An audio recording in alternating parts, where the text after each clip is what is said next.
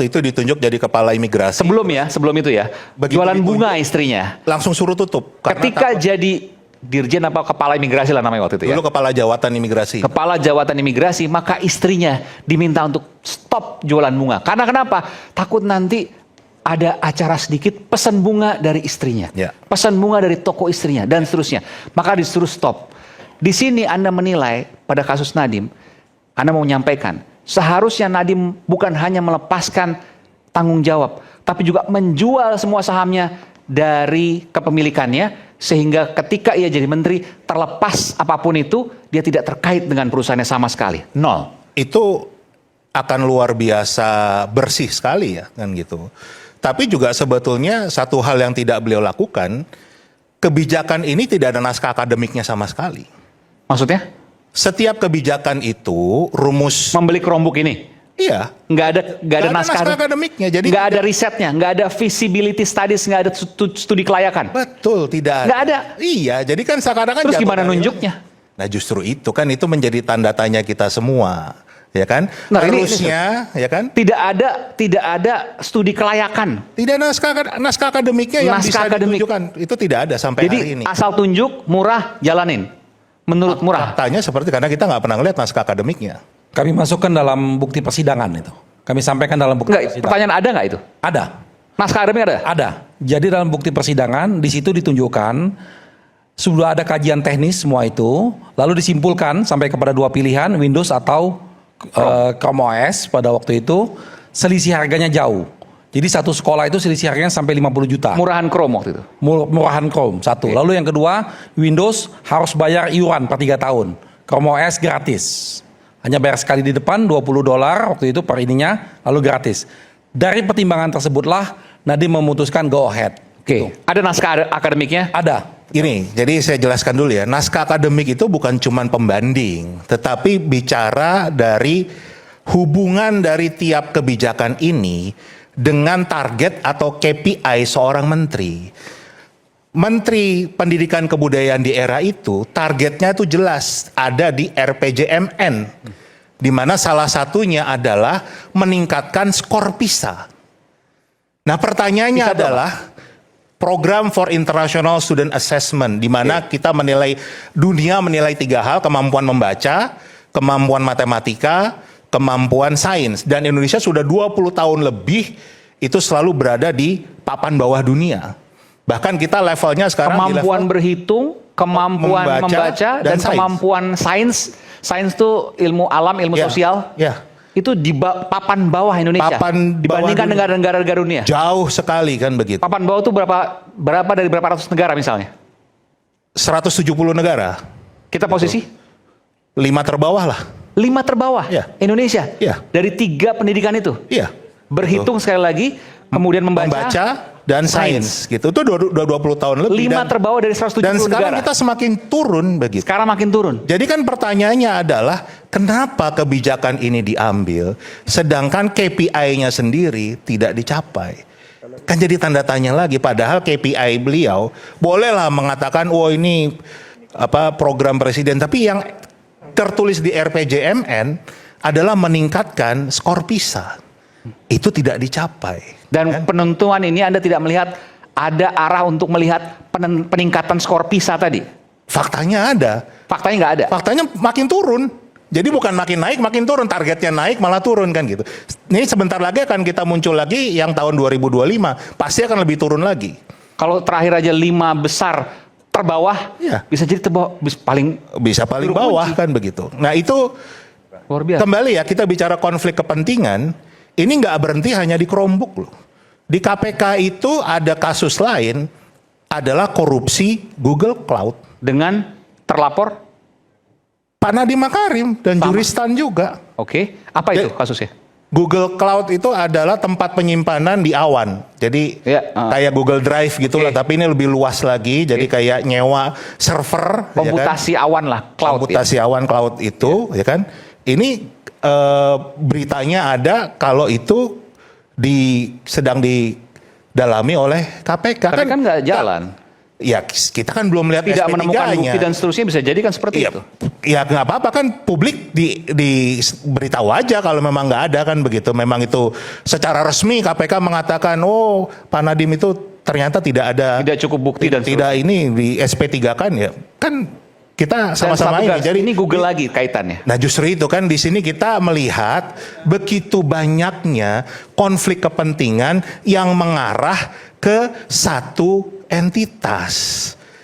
Gitu loh. Ini saya nggak ngomong apa detail seperti Mas Agus tadi ya, bagaimana ini. Tapi kalau dari kita lihat dari orang luar saja, kenapa harus dia? Kenapa harus selalu seperti ini? Kenapa harus perusahaan itu juga?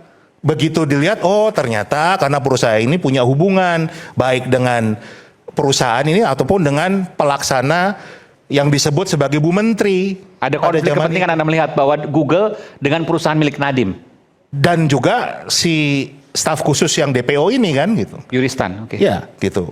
Nah, itu kan Karena berarti suaminya bekerja di bekerja di Google, petinggi di suami Google. Yuristan Ya. yang sekarang saat ini buron nih Yuristan ya. Ya. Suaminya bekerja di Google. Itu menurut informasi dari media ya, yang saya nggak tahu di fakta persidangan Oke, muncul jadi juga atau enggak. Nadiem punya perusahaan yang kemudian Google berinvestasi di situ. Ya.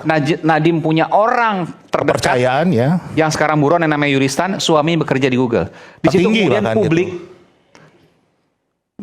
bisa kemudian menyimpulkan bahwa ada kaitan soal ini, ada Ya kan, konflik kepentingan yang jelas. Kan terlalu naif kalau kita bilang nggak ada, ini aman-aman aja, kita semuanya betul-betul nggak ada konflik kepentingan, kan malah kita lucu kalau kita cara berpikirnya begitu ya. Nah ini yang sebetulnya justru kita ini, saya yakin semua orang sepakat kalau korupsi itu harus diberantas dari Indonesia. Ya kan? Kita harus sepakatin itu dulu, jangan sampai apa yang disampaikan Gus Dur itu benar. Apa itu? Gus Dur pernah mengatakan bangsa ini adalah bangsa yang penakut karena tidak pernah berani menindak mereka yang bersalah, khususnya dalam hal korupsi. Itu disampaikan Gus Dur. Jangan sampai itu terjadi. Sehebat apapun orangnya, setinggi apapun kuliahnya, sekolahnya, seberapa banyak pendukungnya, ya siapapun itu kita harus tindak mereka yang bersalah. Apalagi ini bicara anggaran pendidikan, itu kan berarti merampas masa depan anak-anak kita. Nah itu yang menurut saya hal yang penting. Saya nggak bicara dari sisi hukumnya ya, tetapi kita bisa melihat harusnya hal-hal seperti ini bisa dihindari sejak awal. Karena begitu banyak pihak yang mengingatkan, begitu banyak orang yang ingin Pak Nadiem itu berhasil, ingin menjadi Menteri Pendidikan yang betul-betul membuat perubahan yang luar biasa di Indonesia. Tetapi semua masukan tidak didengar, malah memaksakan kehendaknya sendiri. Jadi ya jangan kaget kalau permasalahan ini akhirnya muncul. Ya kan? Menurut saya itu nggak bisa dihindari. Itu pandangan. Oke. Silakan, Bu. Saya terakhir tekan Google Cloud tadi. Anda punya data soal itu? Nggak, kalau saya begini, kalau saya mau melihatnya dari kacamata bagaimana kita mewujudkan pemerintahan yang bersih dan bebas KKN, good governance dan sebagainya. Kasus Chromebook ini hanya satu bagian kecil dari yang saya amati selama ini tentang bisnis startup dan IPO itu. Kata kuncinya adalah konflik kepentingan. Pada 23 Oktober 2019 ketika ada pelantikan menteri itu, tadi kan ditanya ada nggak aturan yang melarang menteri mempunyai saham dan sebagainya. Ini bahkan ada menteri Parekraf itu diangkat, Menteri Pariwisata ya, Wisnu Tama itu dilantik jadi menteri 23 Oktober 2019. Bulan Desember 2019 dia diangkat menjadi komisaris Tokopedia. Jadi saat itu belum rame soal Nadiem ini, Chromebook dan sebagainya. Saya sudah cerewet bilang, hati-hati dengan konflik kepentingan. Konflik kepentingan itu pintu masuk korupsi yang generasi muda harus perhatikan sekali. Saat itu padahal jelas-jelas menteri dilarang loh oleh Undang-Undang Kementerian Negara Rangkap jabatan. merangkap jabatan sebagai komisaris perusahaan swasta. Dan akhirnya kekhawatiran saya mengenai konflik kepentingan ini terbukti, terutama dalam kasus Gotoh ya. Ketika pada November 2025 keluar audit BPK yang mengatakan bahwa terdapat kerugian negara dalam investasi Telkomsel di Gotoh itu sebesar Rp 4,7 triliun. Apa penekanannya dari audit BPK itu? Konflik kepentingan lagi.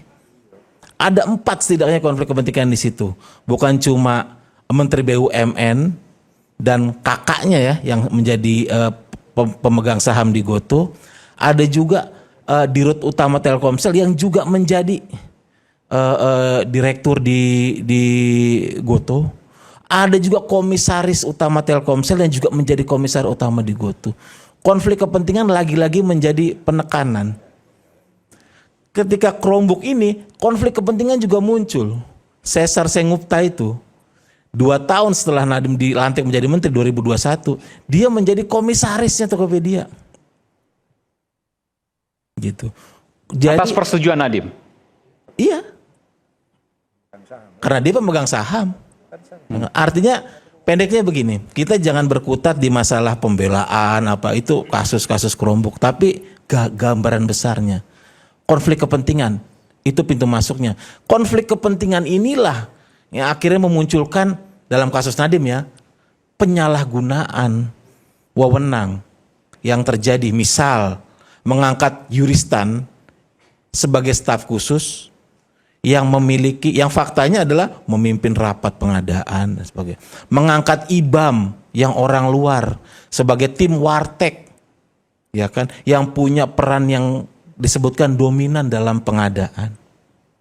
Seperti itu. Yang suaminya tadi dikatakan bekerja di Google. Suaminya juga, itu juga konflik kepentingan. Ditambah dikit lagi ya. Saya lupa tadi mau nambahin apa? Ini ada juga di putusan. Jadi ternyata Juristan ini itu juga pernah melakukan negosiasi kepada Google untuk mendapatkan 30% rabat. Ada itu di putusan. Dan dikatakan rabat ini akan dipakai untuk membayar tim teknologi yang shadow organization 400 orang, di mana IBAM itu di sana gajinya 163 juta per bulan. Itu lebih dari menterinya sendiri tuh gajinya kan gitu. Dan itu sudah melanggar standar biaya masukannya Kementerian Keuangan, karena yang namanya konsultan itu paling tinggi 120 juta. Ini 163 juta. Gimana sekarang caranya ada rabat dari Google terus masuknya ke yayasan? Apakah yayasan ini terus diangkat jadi BLU-nya pemerintah terus dipakai buat membiayai tim Orang-orang dengan gaji shadow besar. Satu orang 163 juta rupiah per bulan gajinya. per bulan? Luar biasa. Itu fakta persidangan. Kan semakin kita lihat muter-muternya banyak sekali hal yang kok begini, kok begitu, kenapa bisa begini. Itu tambahan.